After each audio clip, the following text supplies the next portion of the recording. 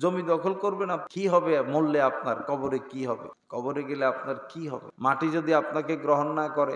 আমাদের এই যে ভৈরব স্টেশন যে গোরস্থান, এক লোক মারা গেল, এই মাটি খনন করতে পারে না। মাটি যখন খনন করে, গর্ত করে, মাটি এসে ভরে যায়, গর্ত করা যায় না।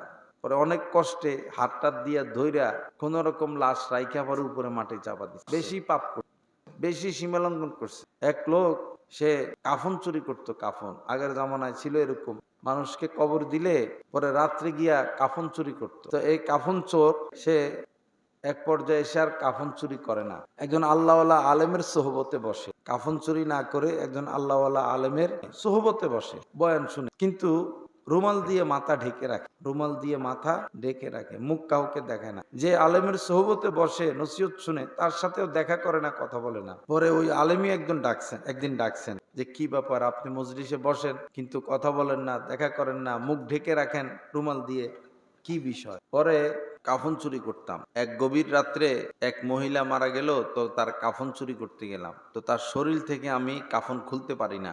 মহিলা ছিল নেককার। পরে আমি 2 হাঁটু গেড়ে, লাশের 2 পাশে 2 হাঁটু গেড়ে জোরে তার কাপড় ধরে টান দেওয়ার ইচ্ছা করছে। আর ওই সময় ওই মহিলা আমাকে অনেক জোরে একটা থাপ্পড় মারে, গালে দাগ পড়ে যায়, গাল জ্বলে যায়। তো বলে, এরপর থেকে আমি এই চেহারা আর কাউকে দেখাই না।